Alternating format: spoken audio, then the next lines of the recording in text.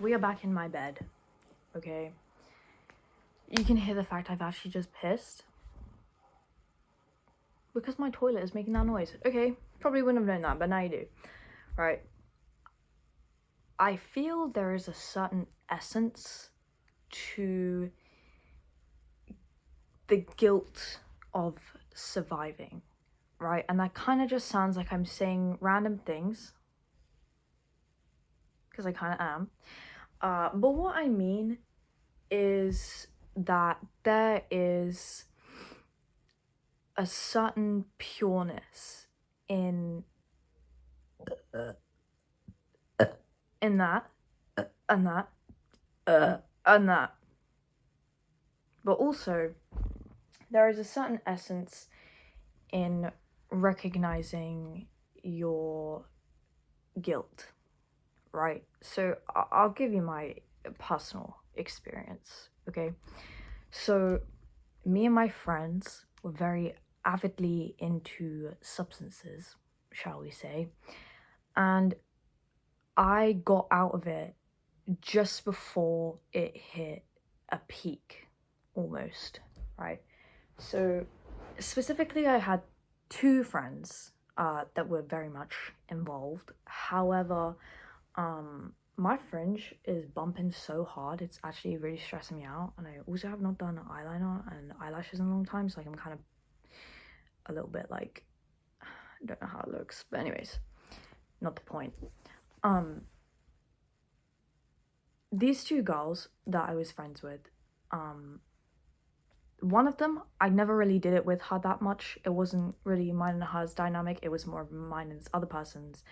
And the other friend, let's say 2 and 3, right? Okay, so 2, me and her had that dynamic, the substance doing dynamic, okay? And 3 also had that dynamic with 2, right? So we were friends. Me and 3 were like very, very close, very, very good friends, still are. But we both had the same dynamic with this girl, but she and her fell out. So 2 and 3 fell out before I joined the school, and she didn't want to be alone. 2 didn't want to be alone. So she befriended me when I came to the school and got me into the same things, and then when they became friends again, it became like a trio. Cool. We understand.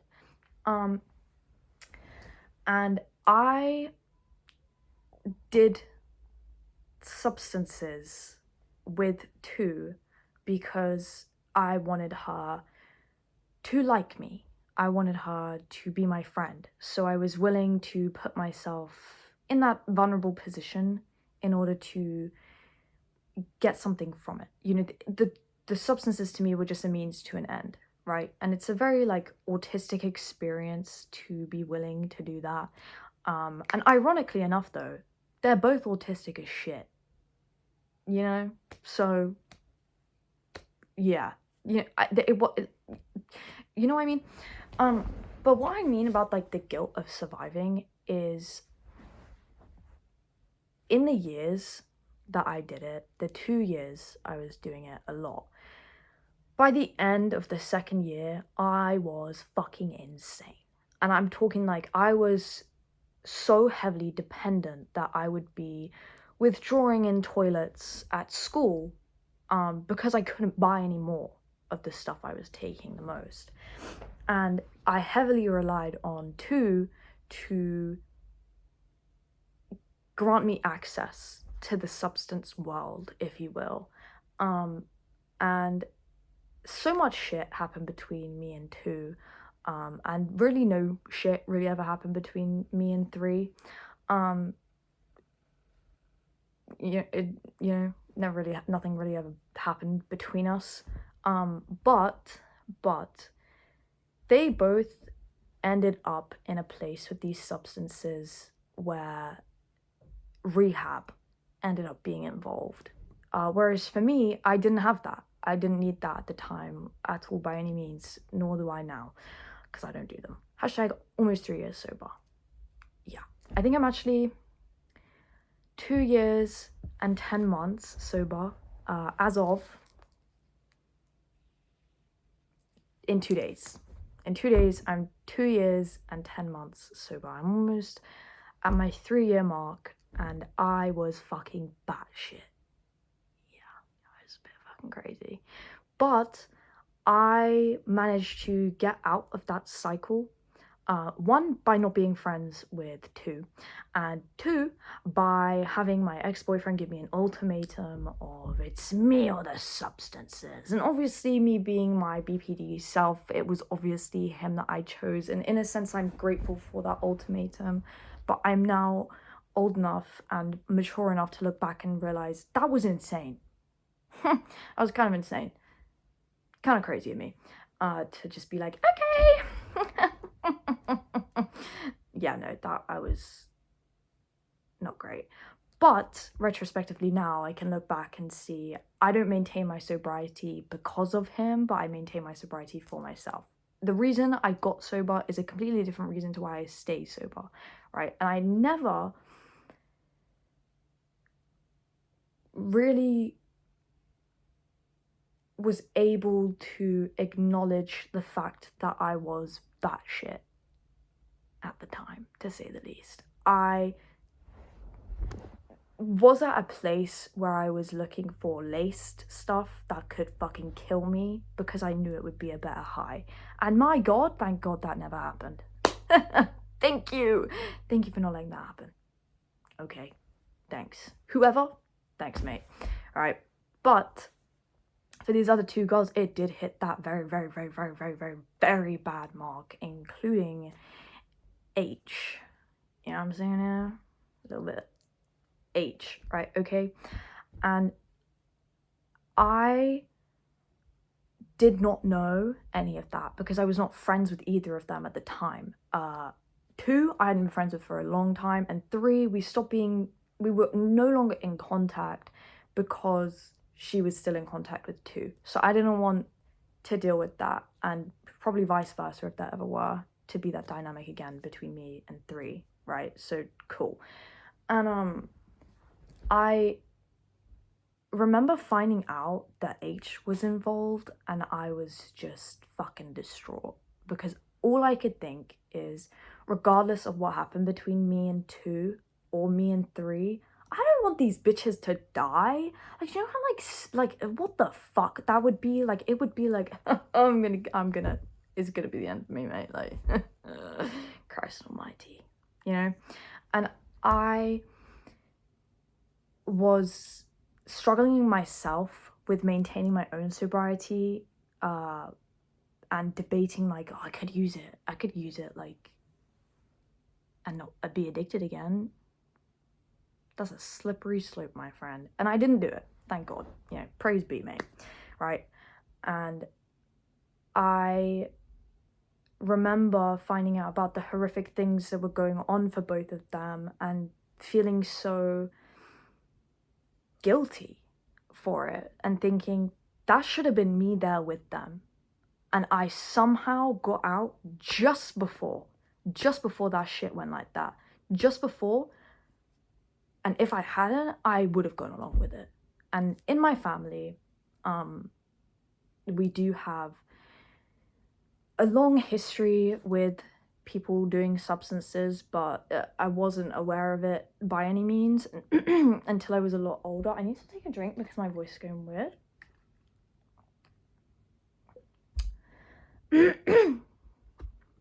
That kind of made me look like a rooster or like a turkey then. Isn't that just humiliating?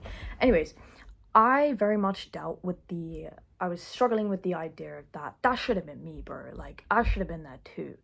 Like, and I was like, felt like I had, and my boyfriend put it perfectly, survivor's guilt, where it was like, what the fuck?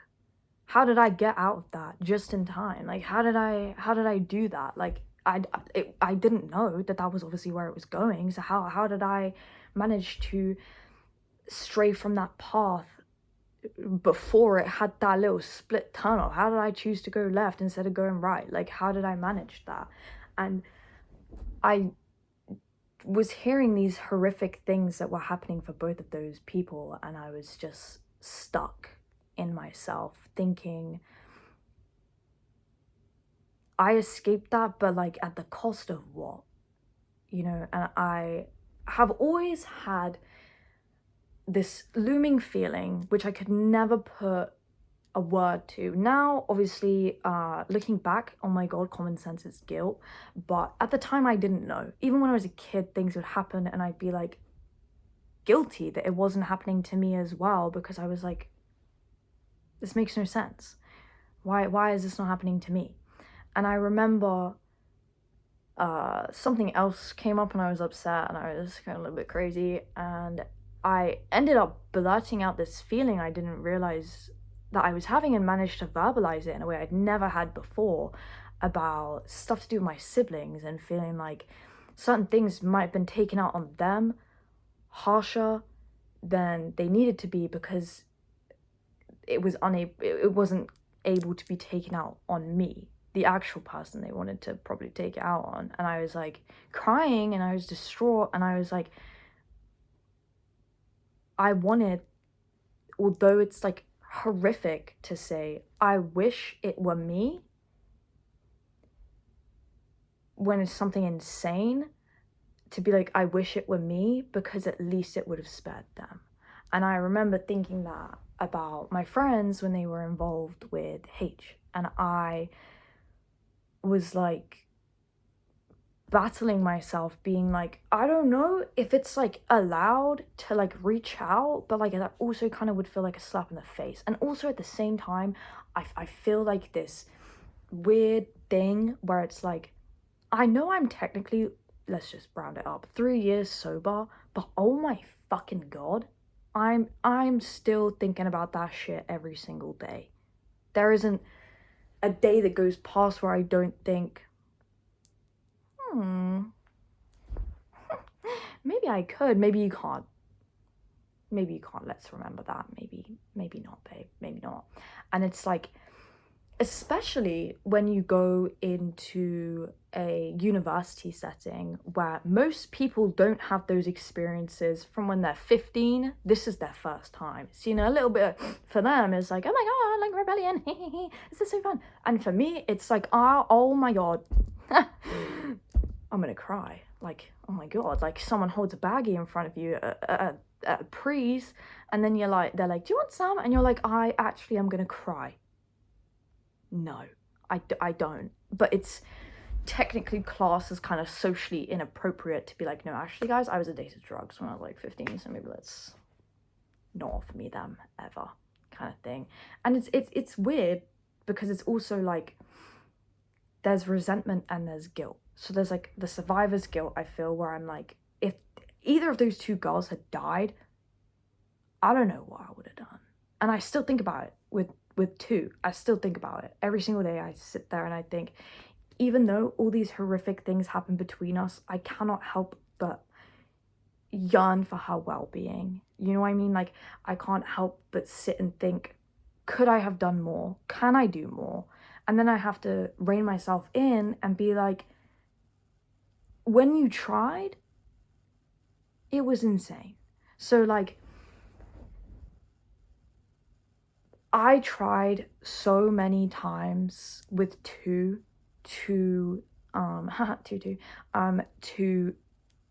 help. And I tried my best to come off in the least savior complex way possible. However, I fear that probably was also an element of that, you know, a little bit of that going on. But like, I forgave and I forgave and I forgave, even when there was no action to redeem it. I just kept forgiving and turning a blind eye to things that I shouldn't have, to the point where now I'm hypervigilant in other friendships because of the like scorned relationship we had between us. And more recently, I had to realize, like, I don't want to be her friend. I can't be her friend. I literally cannot. For my own sake, I literally cannot be her friend. And I tried and I explained that and blah, blah, blah. And her response was, is that why 3 is ignoring me? Yeah. She didn't give a fuck. No, 2 didn't give a fuck about this. Okay, not one fucking care in the world. And I remember sitting and seeing the message and being like, really? Really, when the first thing I did when we became friends when we were younger is get her off of drugs. And then she got me on them. Yeah, kind of crazy dynamic you're going on there, babe. Right? And I don't resent her either. Like, it's the kind of thing where you can look retrospectively at things and be like, that shit is fucking insane and not okay. And if anyone else did that now, you'd be like, mate, I'm so sorry, but it's gonna have to happen, babe. You can tell I've never done that before to anyone. You know what I'm saying? Right. But for her, it was like an exception. For her, it was like, it didn't matter because it was her. And to be fair, I was BPD like crazy, especially at that age. And I did not give a fuck. She could never do wrong. Is that supposed to be on that side? Maybe it's not. I don't really know.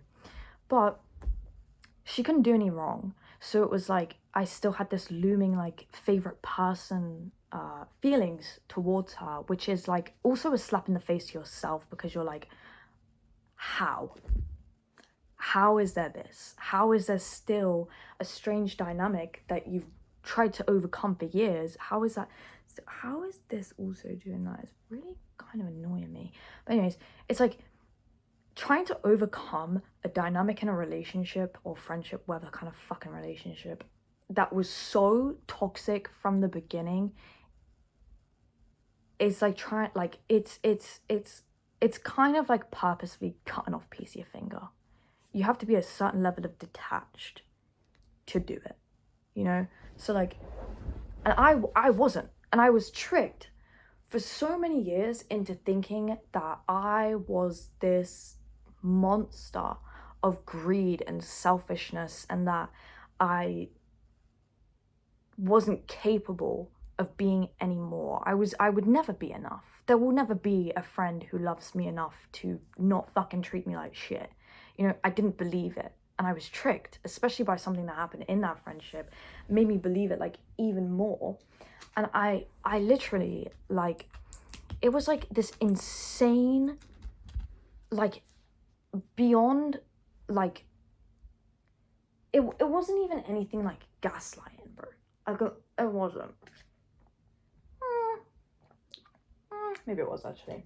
But it was never the kind of thing that went through my mind when I was like 15. I never sat there and thought, hey, you know what? Actually, this is almost like abuse. It's like friend abuse. Can you do that? I don't know, because if you can't, I've just discovered it, mate. You know, call me Isaac Newton, mate. Who is that? Gravity? I don't know, I didn't listen in physics. Yeah, physics. Definitely physics, right? But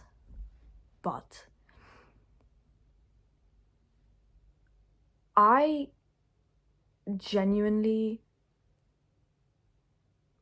wish her nothing but the best. Genuine, like straight up. And it's like, I from a young age had some shit happen. quite a lot of shit. And I remember being in year 8, or maybe it was like year 10 actually. I don't fucking know, mate. You know, at 13 to 14 kind of age, I was sat in therapy. Lovely little bit of DB. It was actually CBT. Actually, let's call it what it was. It was shit. And I was completely mishandled by the entire team. They gave me a trainee psychologist. Mate. Not to be like, oh my god, I'm too bad for you. I actually am. I think I'm actually too far-fetched for you, babe. I am above your level, okay? You are not the appropriate person to be dealing with me.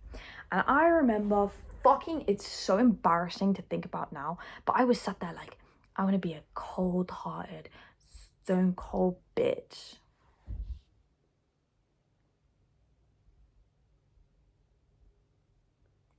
Okay.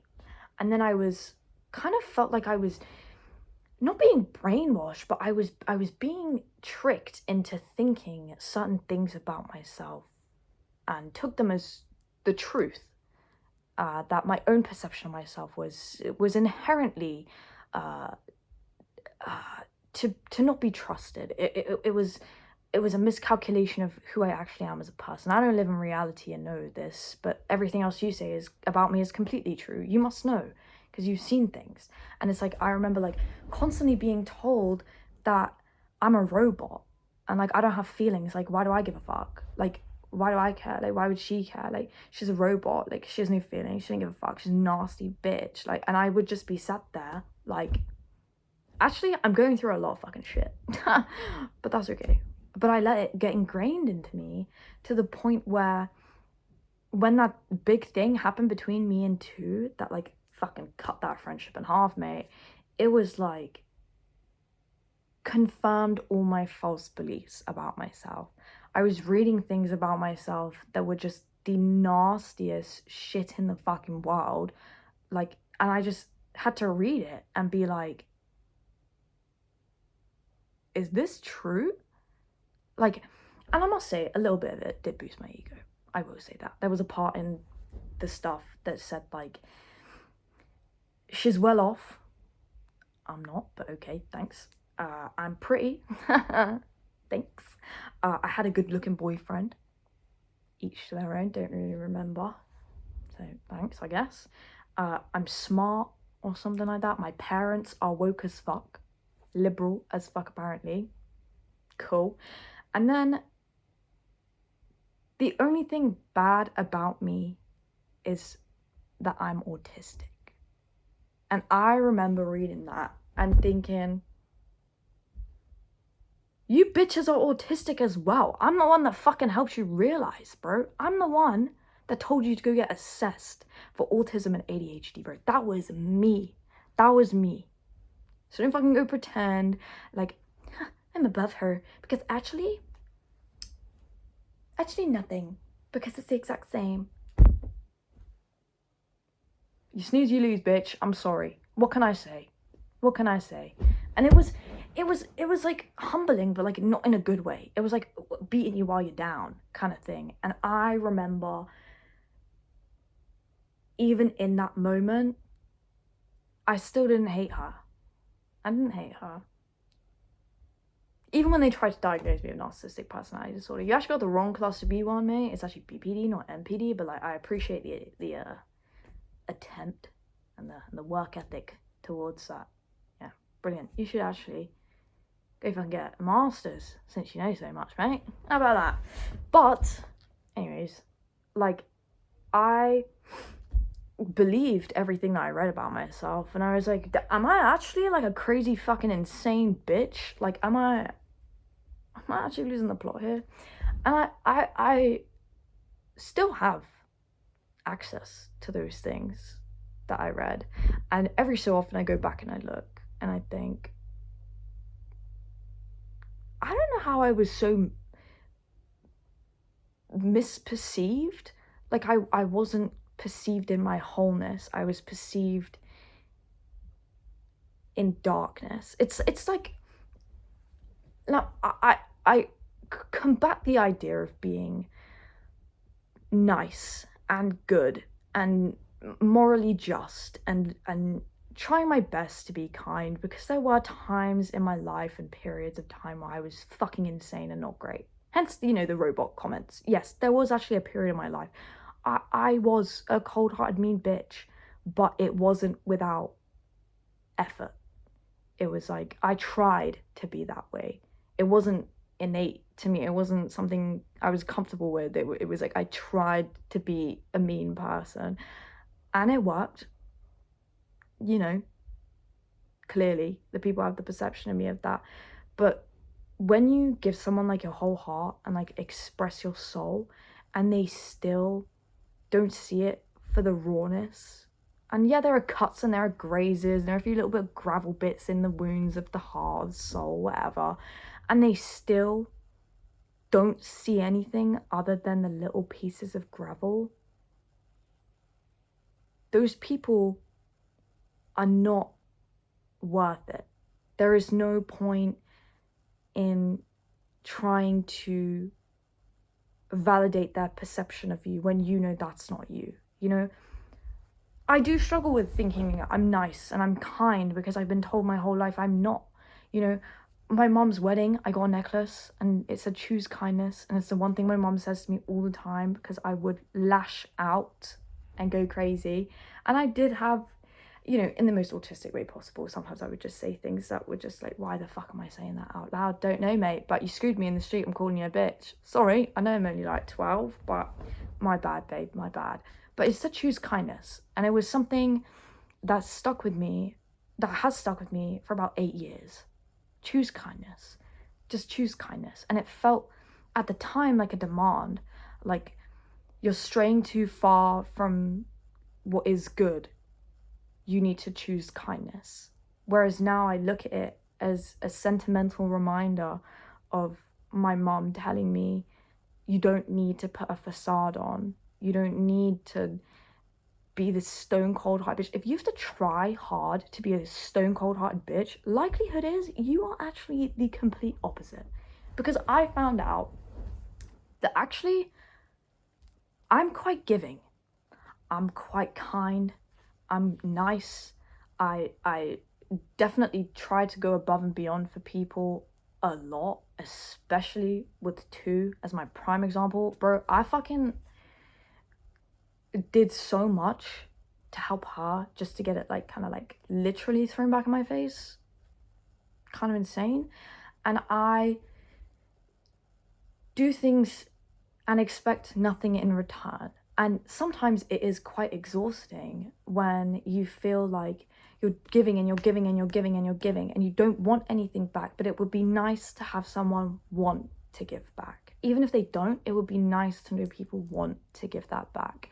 And it was like something instilled in me, especially in that period of time where I was, do you know what I mean? And all I could think when I found out about the H being used was that was supposed to be me as well. I should have been there as well. I should have been in the exact same situation, same scenario, same all of it. That should have been me as well. And I wouldn't have been able to get out of it very easily by any means. And like, you can try your best to move on from someone else's perception of you, but it ends up being something so deep in you. And it was almost like a backwards self-fulfilling prophecy where it was like, I'm not going to be kind, I'm not going to be nice, I'm not going to do this, I'm not going to do that, I'm like blah blah blah. And then I ended up just accidentally like, sorry mate, that actually did happen. You did actually become quite nice. And I know that my 14-year-old self would be looking at me now and would be like, why are you not stone cold? Why are you not cold-hearted, bitch? Because love is great. Yeah, love is great. And I don't love myself. I don't. I definitely have a lot more love for myself than I did in previous years. But like, the thing about self-love and recognizing your perception of yourself is more, in most cases, the true perception of yourself. You know you better than anyone else knows you. Simple fucking cut of the fact, mate. I would say unfortunately, but I'm not going to because it's fortunate. You know yourself better than anyone, right? And you may do things that you don't intentionally do to cause harm or be taken in ill-mannered ways and so on, but only you know the intentions behind these things. Only you know that. But it doesn't take away from that effect that thing had. And that's why it's like, if you do something and you didn't mean to upset someone or offend someone, you should still apologize, even if it wasn't your intention, And it's like, the thing about the survivor's guilt rather, is that it's damning, but it's also liberating. It's like, that should have been me, that could have been me. Boy, am I glad it's not. Because now I am almost 3 years sober and I am much more capable of supporting my friends, 3, coming out of something in the same kind of world of substances. I'm able to provide more support than I ever would have been able to if I didn't get out when I did. Even if the substance is different, even if it's one's class is more addictive or less addictive or whatever the fuck, right? I'm more equipped now to be able to approach more complex situations because of my damning perception, if that makes sense. Like, I will probably never fully forgive Tu, ever. And she doesn't deserve it. No matter what she goes through, she doesn't deserve my forgiveness. She doesn't deserve my love. She doesn't deserve my kindness or my niceties or anything of the sort, because she stripped me of it. Why? You know, to quote Meredith Grey, you don't get to tell me how to fix what you broke.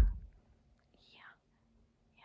I don't know if that's the actual quote. It's something along those lines, but he's calling her a slut, so maybe different context. You know what I mean? But what I'm trying to say is that I have a lot of survivor's guilt, but I also have a lot of survivor's gratefulness, I guess, appreciation. You know, I don't look back at my experiences and think, I wish I never did it. I wish I never did it. No, I don't. I don't do that.